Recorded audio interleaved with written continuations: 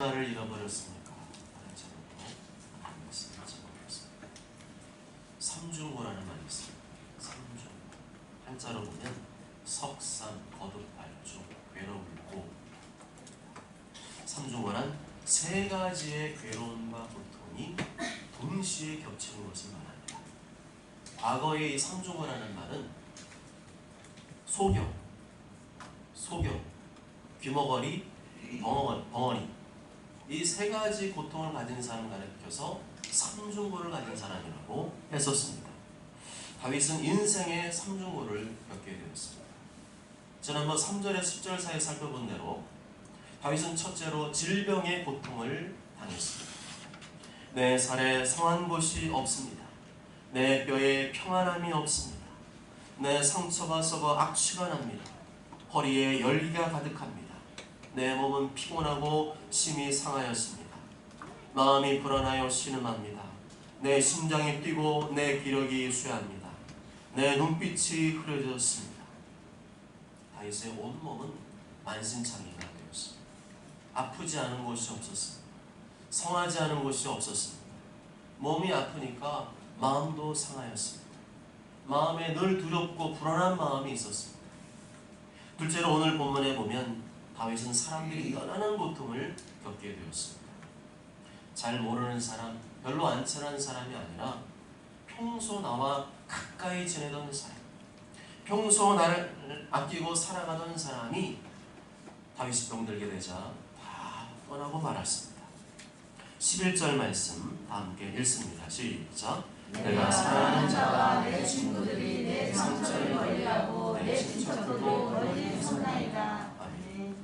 이 말씀 우리말 성경으로 보면 내 상처 때문에 내 친구들과 동료들도 나를 피하고 내 이웃들도 나를 멀리합니다 라는 말입니다. 내가 건강하고 멀쩡할 때는 그렇게 사이가 좋았는데 내가 상처 때문에 내가 아프고 병들게 되니까 그 전에 그렇게 나와 함께하던 사람이, 나를 사랑하던 사람이, 나와 가까이 하던 사람이 슬금슬금 나를 피하고 멀리하더라는 겁니다. 우리 주변에 몸이 아픈 환자들이 있습니다. 대부분의 환자들은 주로 자기를 사랑하는 가족들이 자기를 돌봐주고 가로해줍니다. 많은 돈을 들여서라도 어떻게든 고쳐보려고 애를 씁니다. 그런데 가끔 주위를 둘러보면 가까운 가족들조차 돌보지 않는 사람들이 있습니다. 아버지가 아픈데 돌보지 않습니다. 어머니가 아픈데 돌보지 않습니다. 형제 자매가 아픈데 아무도 가족이 돌봐주지 않는 경우가 있습니다. 이렇게 가족이 아닌 다른 사람들이 돌봐주지 않으면 안 되는 사람들이 있습니다. 그분들의 사연을 들어보면 기가 막힙니다. 그 어머니가 자식을 키우기 위해서 온갖 험한 일을 다 했거든요. 온갖 굳은 일, 험한 일 다 해가지고 연세대학교를 보냈대요. 그리고 연세대학교를 졸업하고 삼성전자에 취직을 했대요. 얼마나 많은 연봉을 받습니까? 그런데 그 자식이 어머니를 돌아보지 않더라고요. 그 얘기를 듣는데 막 제가 눈물이 나더라고요. 어떻게 그럴 수 있을까? 그전에는 잘 지내던 사람들이, 나를 사랑하던 사람들이 내가 아프고 병들게 되니까 점점 나를 멀리하고 가까이 하지 않더라는 것입니다. 다윗도 이러한 고통을 겪었습니다. 다윗이 건강하고 잘 나갈 때는 주변에 사람들이 많았습니다.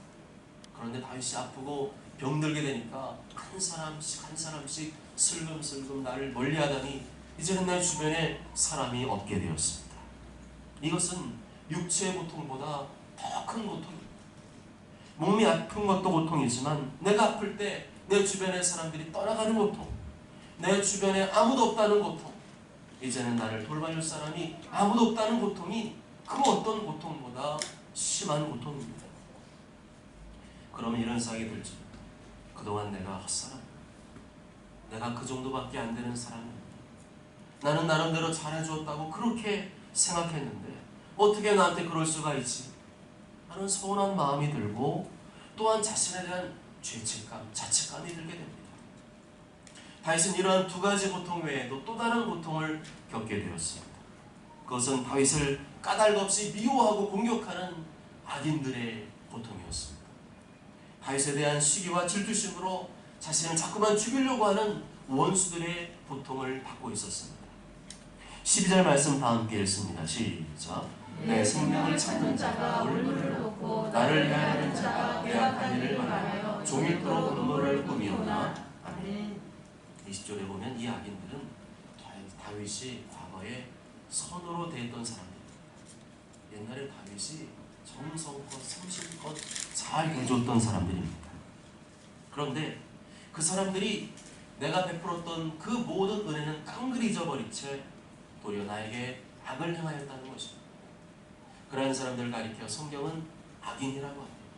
성경이 말하는 악인은 굉장히 못되고 악하고 아주 질이 낮고 그런 사람만 말하는 것이 아니라 이 은혜를 모르는 사람이 악인이라. 배은망덕한 사람이 악인입니다. 하나님 보실 때는 은혜를 모르는 사람이 악인입니다. 그리고 하나님께서는 그런 배은망덕한 사람은 불신자로 취급하신다고 말씀합니다. 히브리서 6장 5절과 6절을 보면 한 번 빛을 받고 하늘의 은사를 맛보고 성령에 참여한 바 되고 하나님의 선한 말씀과 내세의 능력을 맛보고 타락한 자들은 다시 새롭게 하여 회개하게 할 수 없나니 이는 그들이 하나님의 아들을 다시 십자가에 못 박아 드러내놓고 욕되게 함이라 말씀합니다. 이 히브리서 6장에서 말씀하는 사람은 불신자가 아니라 신자입니다. 예수님 믿고 구원받은 사람을 말합니다. 성령으로 거듭난 사람, 하나님의 말씀과 내세의 능력, 성령의 은사를 체험한 사람을 말합니다. 하나님의 자녀, 그리스도인을 말합니다. 그런데 그런 사람도 타락할 수 있다. 성도도 타락할 수 있다는 겁니다. 여기서 말하는 타락은 예수님을 부인하는 것입니다. 예수님 믿는 믿음을 버리는 것을 말합니다. 작년에 단열기도회 간증하실 때 천안에 명문 그리스도교회 목사님의 간증이 있었습니다. 그 목사님은 무당전도로 유명하신 분인데 어느 날 무장집에 찾아갔더니 그 사람들이 과거에 교회에 집사였다는 거예요.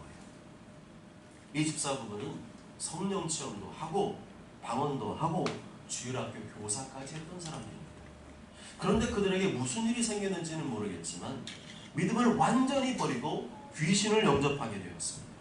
이제는 예수님을 저주하고 욕하고 귀신을 따르는 자가 되었습니다. 이런 사람들은 구원받을 수 없다고 말씀합니다. 지옥에 떨어지게 된다고 말씀합니다. 하나님의 선한 말씀과 내세의 능력을 맛보고도 타락한 자들은 다시 새롭게 하여 회개하게 할 수 없다고 분명히 말씀하고 있습니다. 그들은 나를 이 지옥의 영원한 저주에서 심판에서 건져주시기 위하여 예수님께서 피 흘려 죽으신 그 은혜를 저버렸습니다. 배은망덕한 죄를 저질렀고 예수님의 등에 칼을 꽂았습니다.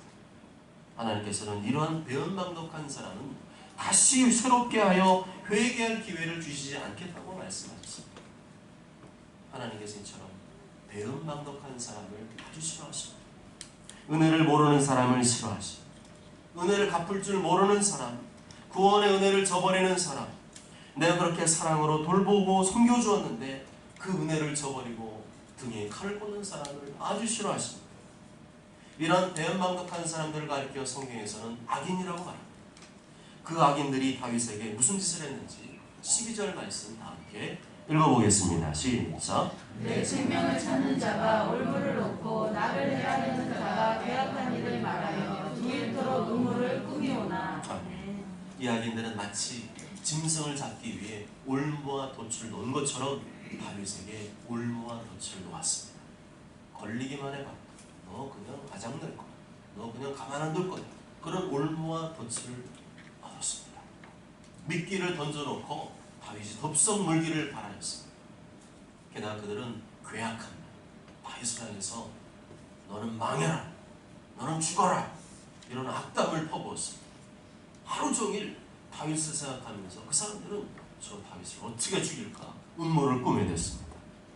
음모를 꾸민다는 말은 악한 계획을 세운다는 말인데 히브리어로는 반복적인 행위를 나타냅니다. 다윗이 병들고 아프고 사람들이 떠나는 고통 속에 있을 뿐만 아니라 끊임없이 이 원수들이, 이 악인들이 괴롭히고 고통 속에 몰아냈다는 것입니다. 이들은 정말로 야비한 자들이었습니다.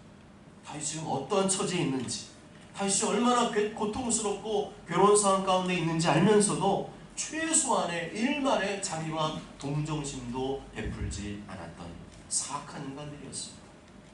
19절 말씀 보면 이 사람들은 사악한 악인들이었지만 하나님께서 곧바로 심판하지는 않으셨습니다.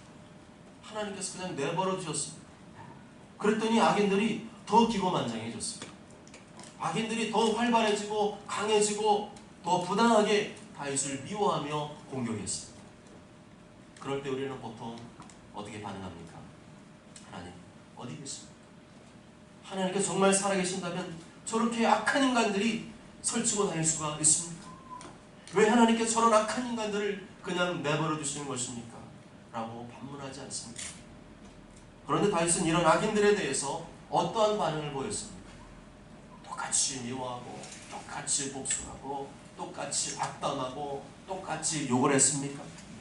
아닙니다. 13절과 14절 다 함께 읽습니다. 시작. 나는 못 듣는 자같이 듣지 아니하고 말 못하는 자같이 입을 열지 아니하오니 나는 듣지 못하는 자 같아서 내 입에는 반박할 말이 없나이다. 아멘. 놀랍게도 다윗은 자신의 생명을 드리는 악인들에게 아무런 대응도 하지 않겠다고 고백하고 있습니다. 특히 다윗은 나는 이라는 단어를 두 번이나 사용하고 있어요. 나는 못 듣는 자 같이 듣지 아니하고 나는 듣지 못하는 자 같아서라고 했습니다. 이 말은 나는 의적으로 결단했다는 것입니다. 나는 그렇게 하기로 다짐하고 또 다짐했다는 것입니다. 아무리 악인들이 나를 괴롭히고 악담을 하고 다니고 음모를 꾸미고 다니고 올무와 덫을 쳐놓았어도 그들에게 일절 대응하지 않기로 결단했다는 것입니다. 마치 아무것도 못 듣는 사람처럼 아무 말도 못하는 사람처럼 귀를 꽉 닫고 입을 꽉 닫고 아무 반응도 하지 않기로 작정했다는 것입니다. 다윗은 악인들과 논쟁하려고 하지 않았습니다. 반박하려고 하지 않았습니다. 끊임없이 악인들의 비방과 조롱과 악한 음모를 다 듣고 있었지만 못 들은 채 했습니다. 그것은 나와 상관없는 일인 채 했습니다. 다윗은 똑똑한 사람이었습니다. 얼마든지 반박할 수 있었고 얼마든지 자신의 입장을 교훈할 수 있었지만 아무런 대응도 하지 않기로 굳게 결심했습니다. 왜냐하면 이런 모든 고통은 자신이 지은 죄로 인한 하나님의 징계라고 믿었기 때문입니다. 17절과 18절 다 함께 읽습니다. 시작. 내가 넘어지게 되었고 나의 근심이 항상 내 앞에 있사오니 내 죄악을 아뢰고 내 죄를 슬퍼함이니이다. 아멘. 다윗은 이러한 고통들이 우연히 일어난 것이라고 생각하지 않았습니다. 내 몸이 아프고 병들게 된 것도 내 주변 사람들이 떠나가게 되는 것도 사악한 악인과 원수들이 끊임없이 자신을 괴롭히며 고통스럽게 하는 것도 다 하나님의 뜻으로 받아들였습니다. 그리고 이러한 모든 일들은 자신이 지은 죄로 인한 하나님의 징계임을 받아들였습니다. 다윗은 이 모든 벌어지는 일들이 철저히 자신의 죄로 인한 것이라 받아들였기 때문에 그 누구에게도 원망하거나 입을 열어서 탓하지 않았습니다. 그렇습니다. 우리는 현재 나의 삶 가운데 벌어지는 모든 문제와 고통을 하나님과의 관계 속에서 풀어나가야 됩니다. 하나님 안에서 우연이란 존재할 수 없고 그 속에는 선하고 의로우신 하나님의 뜻이 담겨져 있기 때문입니다. 우리는 이런 인생의 고통이 겹겹이 쌓일 때 그 모든 문제의 원인을 다른 사람이나 환경에서 찾으려고 합니다. 그러나 하나님께서 나에게 허락하신 고통과 문제는 내가 하나님께 잘못하고 죄 지었기 때문이라고 우선적으로 생각해야 됩니다. 때로는 내가 뭘 잘못하고 내가 뭘 죄 졌는지도 모를 때가 있어요. 그러나 분명한 것은 내가 나의 죄와 잘못을 모를 뿐이지 하나님께서 기뻐하지 않는 나의 죄와 잘못이 나에게 있기 때문이라고 생각을 하고 더욱 자신을 낮추며 회개하는 일에 집중해야 될 줄 믿습니다. 아멘. 내가 넘어지게 되고 나의 근심이 항상 내 앞에 있사오니 내 죄악을 아뢰고 내 죄를 슬퍼함이니이다. 내가 넘어지게 되는 환경, 나의 근심되는 환경, 이 모든 것이 하나님 앞에 있습니다. 하나님이 허락하셨기 때문입니다. 그러므로 나는 내 죄악을 아뢰고 내 죄를 슬퍼하겠습니다. 다시 그런 철저한 자기 반성과 회개에 집중하기 때문에 거기에만 집중했기 때문에 악인들이 뭐라고 악담을 하고 음모를 꾸밀지라도 일체 듣지 않고 입을 닫을 수 있었습니다. 다윗은 그런 고통을 통해서 하나님께서 나에게 원하시는 것은 오로지 철저한 회개밖에 없다고 생각을 했었습니다. 그렇습니다. 고통 중에 자꾸만 우리는 상황을 바꾸려고 하는데 그건 하나님의 모습이 옳지 않습니다. 사람과의 갈등을 해결하기 위해서 자꾸만 인간적인 방법을 동원하는데 그것은 하나님 보실 때 옳지 않습니다. 그것도 필요하지만 그것에만 매달리고 그것에만 집중하는 것은 하나님의 자녀다운 모습이라고 할 수가 없습니다. 그러한 모습은 하나님 안 믿는 사람도 얼마든지 하는 것들이 아닙니까? 우리는 하나님의 자녀입니다. 하나님의 자녀는 이러한 고통과 문제 앞에서 하나님과의 관계 회복에 주력해야 됩니다. 이러한 상황들을 통해서 하나님께서 내가 철저히 회개하기를 원하시는구나, 더욱 하나님을 의지하기를 원하시는구나, 내가 변화되기를 원하시는구나. 아멘. 아멘. 다윗은 그런 하나님의 뜻을 분명히 발견했습니다. 흐리멍텅하지 않았습니다. 하나님의 뜻이 뭔지를 분명히 알았습니다. 그래서 악인들에게 입을 닫고 하나님께 입을 열었습니다. 악인들과 상대하지 않고 하나님과 상대하였습니다. 하나님께만 자신의 형편을 말씀드리고 이 악인들을 해결해 주시기를 간구했습니다. 15절 말씀 다 함께 읽습니다. 시작. 여호와여 내가 주를 바랐사오니 내 주 하나님이 내게 응답하시리이다. 아멘. 다윗은 하나님께서 반드시 응답하실 것을 믿었습니다. 다윗은 하나님께서 이 모든 고통 중에 개입하여 주셔서 적극적으로 개입하여 주셔서 해결해 주실 것을 믿었습니다. 그렇기 때문에 구차하게 악인들에게 변명하고 설득하지 않겠다는 것입니다. 16절 말씀 다 함께 읽습니다. 시작. 내가 말하기를 두렵건대 그들이 나 때문에 기뻐하며 내가 질종할 때 나를 향하여 스스로 그 말할까 하였나이다. 아멘.